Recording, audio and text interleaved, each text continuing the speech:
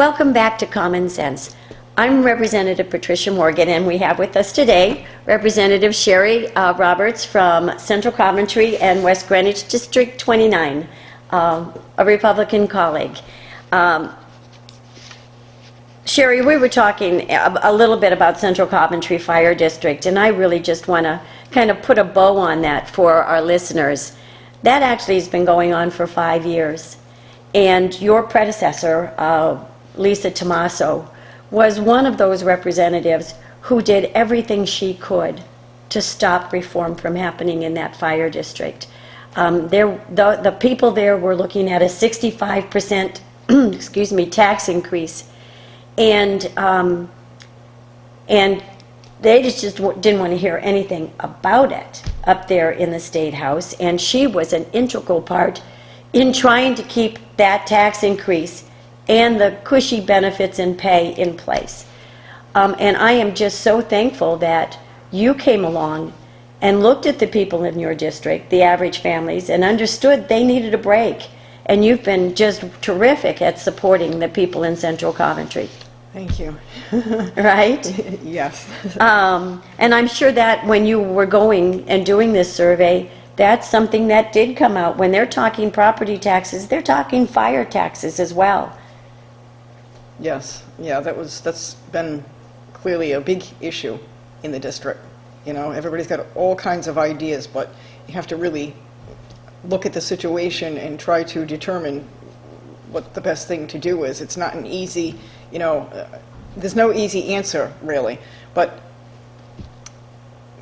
whatever they choose to do is what I'm going to support. If they say they don't want any more taxes, they want them to go down, then they need to be heard. That's what they want, and if they elect you to a seat, that's what you do. You don't go against their will. And you've been a really great advocate for average families having some control over their lives, not just their money, but also their children. I know that you put in a bill on the HPV virus or vaccine.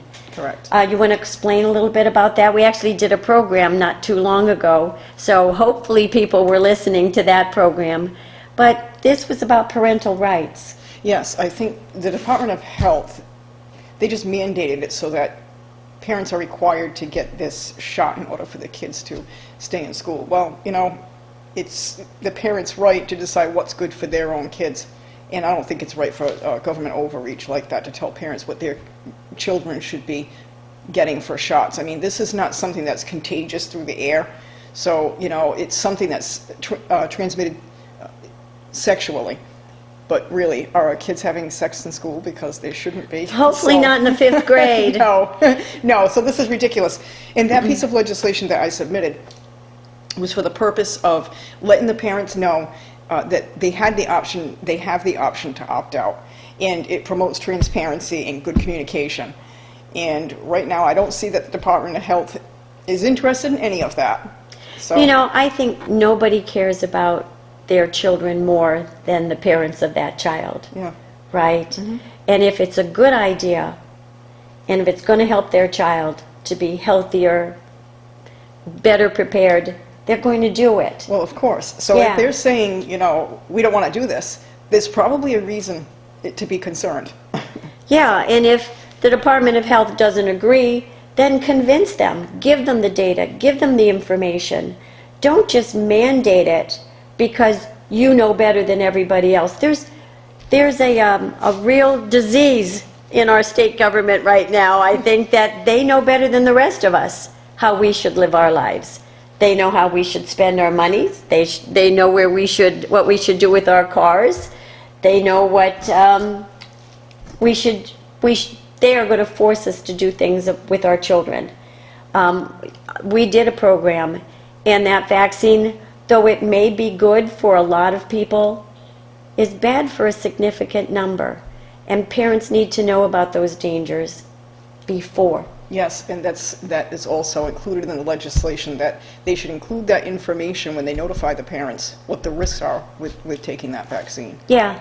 Good ideas sell themselves, though. I think if you have a good idea and you present all the data and all the reasoning to people, if it's a good idea, they'll agree with you. The toll law, they hid the data. They didn't want to give the reasoning. they couldn't sell it to the people because it was a bad idea. It absolutely was.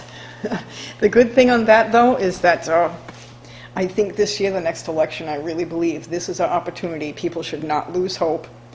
I think a lot of people are discouraged because of all the things that are just pushed on us here in this state. But they should not be discouraged because this is the election year. I believe there are so many people upset with the tolls, numerous other things. Just the direction our government is taking, but Yes. tolls was kind of that boil Yes. that was popped or lanced, right? Yes. It just was ugly. The way it was done, the effects on average families that it's going to have, that I think, I'm hoping that people won't forget it by November, and I'm hoping in the meantime that people stand up and reach out and say, how can I help? Can I run for office? Because we need folks to run. Yes, absolutely. There are some new faces coming forward, and we need to continue to, I think anybody who voted for the tolls, it's time to go because it's time to work for the people. This is our opportunity, this next election, to get out there and vote in some new people, keep the ones that are good. Like you. We know, and you, we're on the people's side. But there's a lot of people, as we know, that are in it for self-interest. They need to go.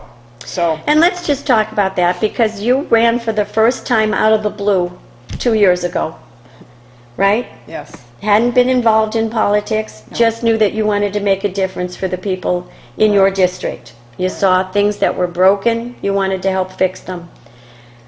How hard was it to run? Don't make it too bad now, because we're No. trying to talk people into it wasn't- stepping up. Oh, I know. No, it's worth it. It is a lot of work. So, you know, it's fun, though. I have to say, it's well worth the work. Well worth it. And to have the opportunity, I think, when people put their confidence in you, it feels really good. And, of course, you know, the whole idea that you could make a change, it really is possible, but not without people coming forward and being willing to step up to the plate, because we really can make change. It's there. The opportunity is there. It's wide open. Anybody can run. So Anybody can run. And I know that you had an opponent against it. It was Lisa Tomaso. She was a favorite of the speaker, so you had a tough race. And despite that, despite the money and the mailings and all that, you prevailed. And you prevailed because you were there for the average families, Yeah, and trying to help them. yes, and I will continue to stay there. And there are more people, I'm putting a pitch in here, there are more people who can step up. You don't have to be a political wizard, you don't have to have been involved in government in the past. You just have to have that willingness to help average families to get ahead, to have secure lives.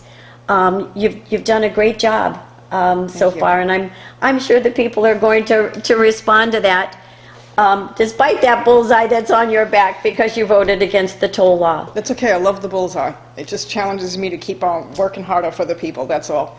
All right, and you've done other things for your district, so we're going to take a break right now. We're going to talk about some of the other things that have been percolating in the State House with your help.